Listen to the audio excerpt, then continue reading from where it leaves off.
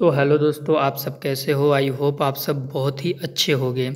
आज की वीडियो में दोस्तों हम लोग एक स्मॉल टेस्ट देने वाले हैं। इस टेस्ट में 10 क्वेश्चंस हैं एमएड एंट्रेंस एग्ज़ाम 2023 से रिलेटेड।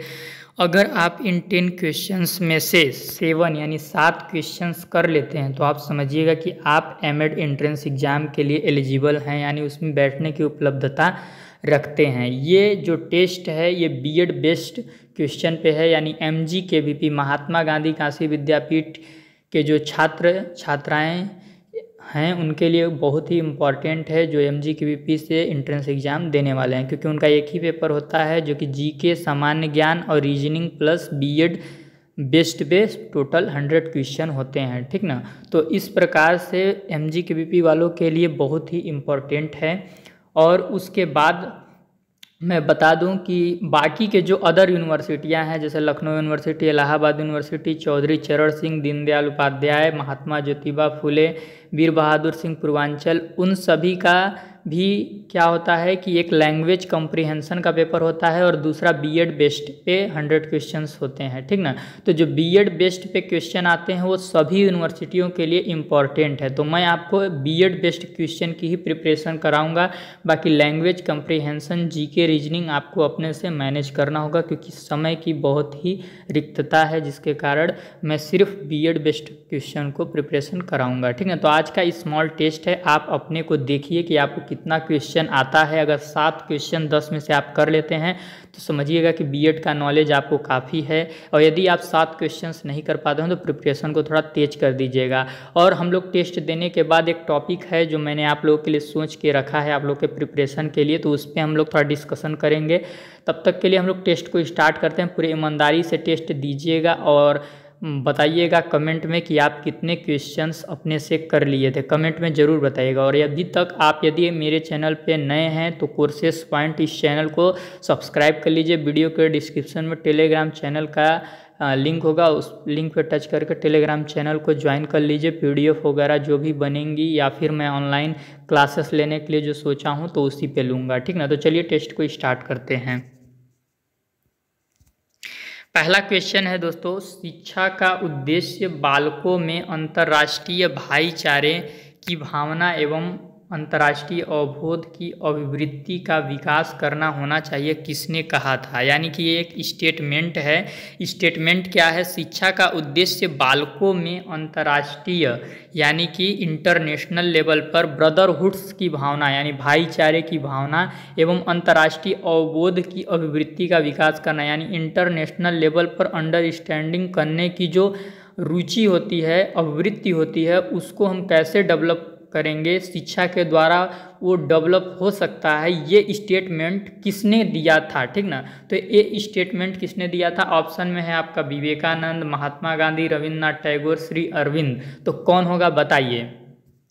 इसका आपका करेक्ट आंसर है रविंद्रनाथ टैगोर, ठीक ना। रविंद्रनाथ टैगोर जी ने बोला था कि शिक्षा का उद्देश्य इंटरनेशनल लेवल पर ब्रदरहुड्स की भावना एंड इंटरनेशनल लेवल पर अंडरस्टैंडिंग करने की इंटरेस्ट डेवलप होगी बालकों में, ठीक ना। किसके द्वारा? Bye education. और किसका एम ऑफ एजुकेशन, ठीक ना। तो अगले क्वेश्चन पे हम लोग चलते हैं।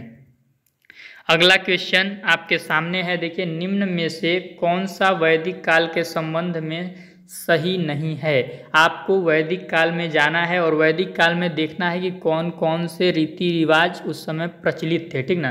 क्या वैदिक काल में चौल संस्कार था, उपनयन संस्कार था, उपसंपदा संस्कार था, समावर्तन संस्कार था? तो बोला है कि संबंध में सही नहीं है, यानी कि इन चारों ऑप्शन में वैदिक काल में क्या नहीं होता था, ये आपको आंसर देना है। तो आंसर दीजिए क्या नहीं था। तो इसका सही आंसर है उपसंपदा संस्कार, क्योंकि ये बौद्ध काल के समय में होता था, ठीक ना। आगे बढ़ते हैं। अगला क्वेश्चन आपके सामने है, सूक्ष्म शिक्षण के लिए क्या सही है। तो पहला, उद्देश्यों की स्पष्टता होनी चाहिए। सूक्ष्म शिक्षण प्रयोगशाला महंगी होती है। यह विधि स्वयं में संपूर्ण विधि नहीं है। इसका आंसर क्या होगा? उपयुक्त सभी। आप लोग बताइएगा कमेंट में कि कितने क्वेश्चन आप लोग सही किए हैं। सूक्ष्म शिक्षण यानी कि जैसे कि मान लीजिए कोई बारीकी से बारीकी चीज़ का आपको ऑब्जर्वेशन यानी कि स्टडी करना है, तो उसके लिए उद्देश्य क्या होने चाहिए, क्लियर होने चाहिए। सूक्ष्म शिक्षण का बारीकी चीज़ों का यदि अध्ययन करना होगा तो प्रयोगशाला भी क्या होगा, उसमें इन्वेस्टमेंट ज़्यादा आएगा, ठीक ना। यह विधि स्वयं में संपूर्ण विधि नहीं है, क्योंकि किसी भी बारीक चीज़ का अध्ययन करना एकदम सही से थोड़ा सा कठिन होता है, ठीक ना। तो उपयुक्त सभी इसका आंसर हो जाएगा। अगला क्वेश्चन आपके सामने है, निम्न में से कौन सी विधि शिक्षार्थी केंद्रित होती है। यानी कि आपको ये बताना है कि जैसे ये कमरा है, इसमें शिक्षक आ रहा है, तो शिक्षक किस टीचिंग मेथड से पढ़ाए कि वो शिक्षार्थी केंद्रित हो, यानी विद्यार्थी पे पूरा केंद्रित हो।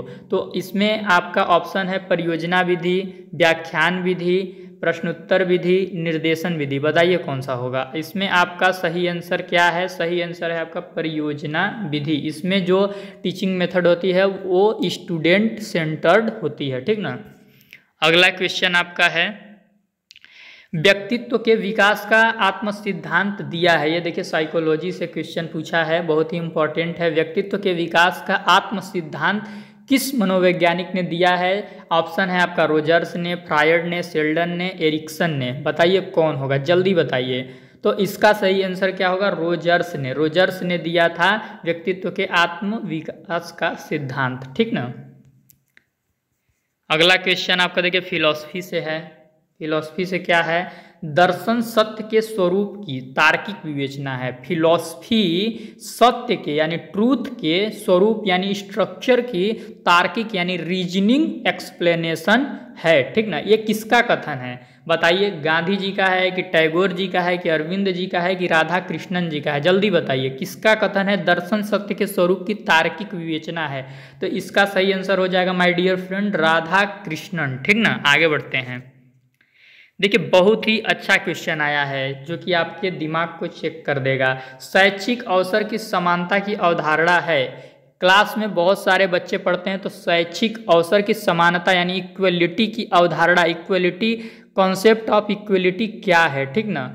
वो भी किस परिप्रेक्ष्य में, तो एजुकेशनल अपॉर्चुनिटी के परिप्रेक्ष्य में इक्विटी ऑफ अरे कॉन्सेप्ट ऑफ इक्वलिटी क्या है, ठीक ना। तो ऑप्शन ए है आपका प्रत्येक के बच्चे को समान अवसर, प्रत्येक को अपना हक दिया जाए,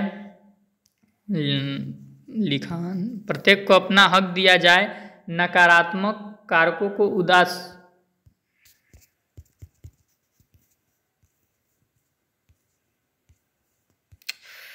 क्या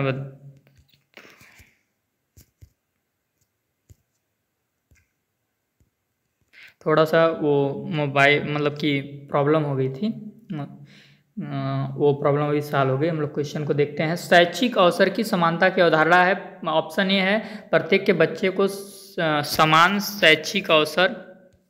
फिर प्रॉब्लम हो गया, अब तो कुछ काम भी नहीं कर रहा है।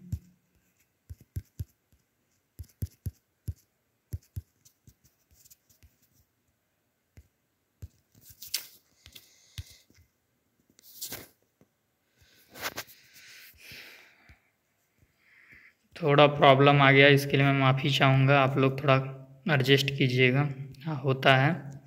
शैक्षिक अवसर की समानता की अवधारणा क्या है, प्रत्येक के बच्चे को समान शैक्षिक अवसर, प्रत्येक को अपना हक दिया जाए, नकारात्मक कारकों को उदासीन कर योग्यता बेस्ड शिक्षा, योग्यता आधारित शिक्षा, सभी को शैक्षिक सुविधाएं प्रदान करना। तो देखिए आपको ऐसे ऑप्शन पे टिक मारना है जो समग्र रूप लिया हो। यदि हम प्रत्येक के बच्चे को समान शैक्षिक अवसर यानी कि समान एजुकेशनल अपॉर्चुनिटीज यदि प्रोवाइड करा देंगे तो उसमें प्रत्येक को अपना हक भी मिल जाएगा और योग्यता बेस्ड शिक्षा भी मिल जाएगी, शैक्षिक सुविधाएं भी प्रदान हो जाएंगी। तो जो समग्र ऑप्शन लिए हुए आपका ऑप्शन रहेगा, आपको उस ऑप्शन को टिक मारना है। तो इसका आंसर था ए नंबर। कौन सा, ए नंबर, ठीक ना, कॉन्सेप्ट ऑफ इक्वलिटी का। आगे बढ़ते हैं। देखिए संविधान से एक क्वेश्चन निकल के आया है, ये आपका जेंडर फिलॉसफी में ही ऐड हो जाता है। भारतीय संविधान के किस अनुच्छेद के अनुसार शिक्षा 6 से 14 वर्ष के बच्चों का मूलभूत अधिकार है। बहुत इंपॉर्टेंट क्वेश्चन है, इसको तो आपको आना ही चाहिए। ऑप्शन है 21 का ए, ऑप्शन बी है 45, ऑप्शन सी है 51 का ए, ऑप्शन डी है 42। तो बताइए जल्दी कौन होगा। इसका आंसर है 21 का ए, ठीक ना। शिक्षा बदलाव लाती है, किस चीज़ में शिक्षा बदलाव लाती है? एजुकेशन किस चीज़ में चेंज लाती है? मूल्यों में, वैल्यूज में चेंज लाती है कि दृष्टिकोणों में, पॉइंट ऑफ व्यू में चेंज लाती है, जीवन के उद्देश्य एवं अर्थ में, life aim of life, aim and meaning of life, जीवन के उद्देश्य एवं अर्थ में, उपयुक्त सभी में।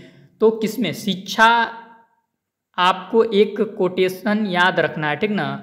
आपका वो एक स्टेटमेंट क्या है? शिक्षा व्यक्ति के सर्वांगीण विकास को कहते हैं। जब तक व्यक्ति का सर्वांगीण विकास नहीं होगा तब तक उसको पूर्ण रूप से शिक्षा नहीं मिली है। तो सर्वांगीण विकास में आपके वैल्यूज भी आ जाएंगे, आपके दृष्टिकोण भी आ जाएंगे, जीवन के उद्देश्य एवं अर्थ भी आ जाएंगे। तो इसका सही आंसर क्या होगा? इसका सही आंसर होगा माय डियर फ्रेंड, उपयुक्त सभी में, ठीक ना। 10वां क्वेश्चन क्या है? बहुत ही अच्छा क्वेश्चन है, फिलॉसफी से है। निम्नलिखित में से कौन सा विवेकानंद द्वारा शिक्षा में योगदान को दर्शाता है? विवेकानंद जी के जो विचार थे, उनके विचार शिक्षा में किस योगदान को दर्शाते हैं? नारी शिक्षा को, मानव निर्माण के लिए शिक्षा, उत्पादन के लिए शिक्षा, वेदांत शिक्षा। तो मैंने अभी पहले ही बताया था, फिर आपको एक बार बता रहा हूँ। आपको ऐसे ऑप्शन को टिक लगाना है जो ऑप्शन समग्र रूप लिए हुआ हो। यदि हम उस ऑप्शन को लगा रहे हैं तो यदि उसमें सारे चीज़ों का एक्सप्लेनेशन इंक्लूड हो जाता है तो वो ऑप्शन हमारे लिए बेटर होगा। यदि हम नारी शिक्षा लगाते हैं तो क्या विवेकानंद जी का सिर्फ नारी शिक्षा बेस्ड विचार थे? नहीं ना। उत्पादन बेस्ड शिक्षा विचार थे? नहीं ना। वेदांत पे खाली बेस्ड थे? नहीं ना। उनका जो विचार था वो मानव निर्माण के लिए शिक्षा था। जब हम ह्यूमन की बात करते हैं तो ह्यूमन में मेल, फीमेल, जीव जंतु, पेड़ पौधे सब कुछ आ जाते हैं, ठीक ना। नहीं, सॉरी, जब हम ह्यूमन की बात करते हैं तो मेल फीमेल सब आ जाते हैं, ठीक ना। तो मानव निर्माण के लिए शिक्षा पर उन्होंने बात की थी। यदि हम एक सुशक्त, सुसंगठित एवं सक्षम मानव बनाने में सफल हो जाते हैं तो फिर स्त्री भी सही होंगे और पुरुष भी सही होंगे, ठीक ना। तो इसलिए विवेकानंद जी के जो विचार थे वे मानव निर्माण की शिक्षा के लिए काफ़ी योगदान को दर्शाते हैं, ठीक ना। तो आप लोग बताइएगा कि कमेंट करके कि आप 10 में से कितने क्वेश्चन कर लिए। जैसा कि मैंने बोला था, एक इम्पोर्टेंट टॉपिक पे मैं डिस्कशन करूँगा आप लोग के प्रिपरेशन के लिए। तो देखिए क्या है कि समय की बहुत कमी है, इसलिए मैं संडे को वीडियो बना लेता हूं, क्योंकि मेरे भी कुछ पर्सनल स्टडीज़ वगैरह और पर्सनल वर्क हैं जिसके कारण व्यस्तता रहती है और मैं आप लोग को समय नहीं दे पाता हूं। पर मैंने आप लोग के लिए कुछ सोच रखा था तो मैं आप लोग से शेयर कर रहा हूं। मैंने क्या सोच रखा था? जैसे कि साइकोलॉजी,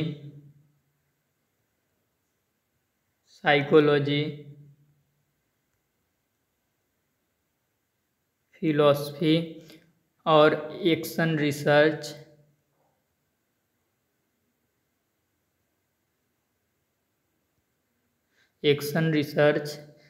तो साइकोलॉजी से मैं कुछ टॉपिक आपको कवर करा देता, मतलब एक लेक्चर टाइप का वीडियो में लूँगा जिसमें कि आप लोग ऑनलाइन मुझसे जुड़ते और मैं वहाँ पर आप लोग को पार्ट बाय पार्ट उस टॉपिक को खंडित कर करके समझा देता, ठीक ना। तो साइकोलॉजी से जो टॉपिक मैं आपको समझाता वो टॉपिक क्या है? बुद्धि यानी इंटेलिजेंस, अधिगम यानी लर्निंग। ये सब साइकोलॉजी का बहुत ही इम्पोर्टेंट चैप्टर है। बुद्धि, अधिगम, व्यक्तित्व, सृजनशीलता, विशिष्ट बालक, स्पेसिफिक चाइल्ड, ये सब टॉपिक थे कुछ जो कि मैं आपको ऑनलाइन, आप लोग मुझसे जुड़ते तो मैं आप लोग को वहाँ पर आप लोगों से कन्वर्सेशन करके आप लोग को बेहतरीन तरीके से समझा देता। उसमें थोड़ी आसानी होती, मेरा समय का भी बचत हो जाता क्योंकि मुझे PDF वगैरह नहीं बनाने पड़ते, डायरेक्ट मैं आपको बता देता, ठीक ना। तो वो ज़्यादा हेल्पफुल होता मेरे लिए भी और आप लोग को समझ भी आ जाता। वहाँ पे आप लोग मेरे से अपना डाउट भी सॉल्व कर सकते थे, अपने क्वेश्चंस पूछ सकते थे, उसको भी मैं अच्छे से बता सकता था। तो इसके लिए आपको मतलब जूम ऐप डाउनलोड करना होगा, जूम पे जुड़ना होगा मुझसे और ज़्यादा लंबी क्लास नहीं हो गई, आधा घंटे 40 मिनट का मैं एक क्लास लूँगा, ठीक ना। संडे को ले लूँगा या फिर आप लोग जिस दिन को खाली रहोगे मुझे बताइएगा मैसेज करके, तो मैं उस दिन को भी ले सकता हूँ, ठीक ना। तो वैसे संडे को ज़्यादा बेस्ट रहेगा, बट अगर आप लोग जिस हिसाब से मतलब आप लोग के पास जब टाइम होगा तो बताइएगा, मैं टाइम उस हिसाब से अपना मैनेज कर लूँगा। फिलॉसफी में भी कुछ टॉपिक थे जो मैं कि आपको वो करा देता, जैसे कि उपनिषद हो गए और वेद हो गए और आइडलिज्म हो गए, रियलिज्म हो गए और प्रयोजनवाद, प्रकृतिवाद, ये सब मैं आपको कंप्लीट करा देता। और संविधान के बारे में आपके मौलिक कर्तव्य क्या हैं, मौलिक अधिकार क्या हैं, ठीक ना, और लोकतंत्र क्या है, और अंतर्राष्ट्रीय संबंध हमारे देश के क्या हैं, G20 के बारे में बता देता। अभी न्यू एजुकेशन पॉलिसी आई है, NEP के बारे में बता देता, पंचवर्षीय योजनाओं के बारे में बता देता और नीति आयोग के बारे में बता देता फिलॉसफी में, ठीक ना। और फिर आ जाता है एक्शन रिसर्च। तो एक्शन रिसर्च में मैं आपको बता देता फंडामेंटल रिसर्च क्या है, एक्शन रिसर्च क्या है, अप्लाइड रिसर्च क्या है। इन तीनों में मैं आपको बेहतरीन तरीके से संबंध समझा देता। तो यानी ज़्यादा नहीं, 10 लेक्चर मैंने आप लोगों को लेने के लिए सोचे थे कि 10 ऑनलाइन क्लास लूँगा 40-40 मिनट की। उसमें आपको काफ़ी हेल्प मिल जाता, मेरा समय भी बचत हो जाता, क्योंकि मुझे PDF वगैरह कुछ क्रिएट नहीं करना पड़ता।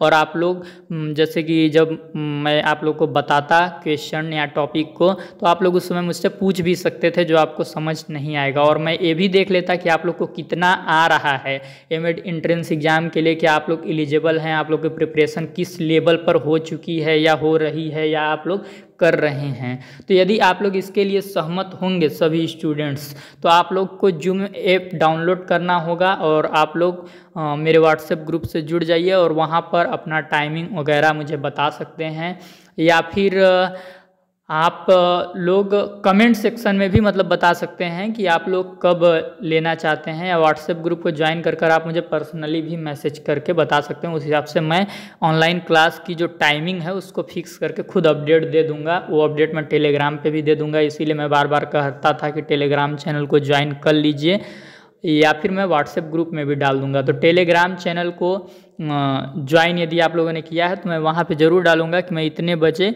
ऑनलाइन क्लास लेने जा रहा हूँ, तो आप लोग उसको ज्वाइन यदि टेलीग्राम को किए होंगे तो आप लोग के लिए हेल्पफुल होगा। तो आप लोग बताइएगा कि क्या आप लोग ऑनलाइन क्लास के लिए रेडी हैं। यदि रेडी हैं तो कमेंट में हाँ लिखिएगा और चैनल को सब्सक्राइब कर लीजिएगा। कुछ टॉपिक्स थे जो कि मुझे बहुत अच्छे तरीके से आते हैं, तो मैं सोचा कि आप लोग का उससे बहुत हेल्पफुल हो जाता है। अगर आप लोग इस 10 ऑनलाइन क्लास को ले लेते हैं तो मैं पूरा भरोसा आपको दिलाता हूँ कि आपके एग्ज़ाम में जो बीएड से रिलेटेड क्वेश्चंस आएंगे वो आपको बहुत ही आसानी से हो जाएंगे। मैं आपको पूरे विद्यालय की जो सिस्टम होती है, कार्यप्रणाली होती है, उसको समझा दूंगा कि एजुकेशन के आयाम क्या होते हैं, करिकुलम के आयाम क्या होते हैं, को एजुकेशन के क्या आयाम होते हैं, को करिकुलर एंड को करिकुलम दोनों के आयाम क्या होते हैं, ये सब मैं बता देता। मूल्य और शिक्षा में संबंध आपको बता देता, और भारत अपना आर्थिक नियोजन कैसे करता है, यानी विभिन्न टॉपिकों पर मैं आपको बहुत ही अच्छे से समझा देता और आपसे कन्वर्सेशन भी हो जाती, जिससे ये पता चलता कि आप लोगों के प्रिपरेशन की क्या स्तर है, ठीक ना। तो आप लोग कमेंट में बताइएगा कि यदि ऑनलाइन क्लासेस ज्वाइन करने के लिए आप रेडी होंगे तो मेरे समय की बचत हो जाती। इसका कोई भी पैसा फीस कुछ भी नहीं लगेगा, बिल्कुल फ्री है, तो पैसे और फीस के बारे में मत सोचिएगा। ये बस ऑनलाइन क्लास मैं इसलिए बोल रहा हूँ क्योंकि समय नहीं है, PDF क्रिएट करने में काफ़ी समय जाता है, और ऑनलाइन लेक्चर में क्या होगा कि समय भी बचत होगी और आप लोग को आई होप मतलब कि बेहतर तरीके से समझ भी आ जाएगा, ठीक ना। तो चैनल को सब्सक्राइब जरूर कीजिएगा, बेल आइकन को प्रेस कर लीजिएगा। स्मॉल टेस्ट में टाइम निकाल के आप लोग को कराता रहूँगा, और जो भी इम्पोर्टेंट इन्फॉर्मेशन होंगी फॉर्म से रिलेटेड वो मैं आपको पहुँचाता रहूँगा। फॉर्म से रिलेटेड इन्फॉर्मेशन को मैं फर्स्ट प्रायोरिटी दिया हूँ, पहली प्राथमिकता दिया हूँ, वो मैं किसी भी हाल में आपको पहुँचाऊँगा, ठीक ना।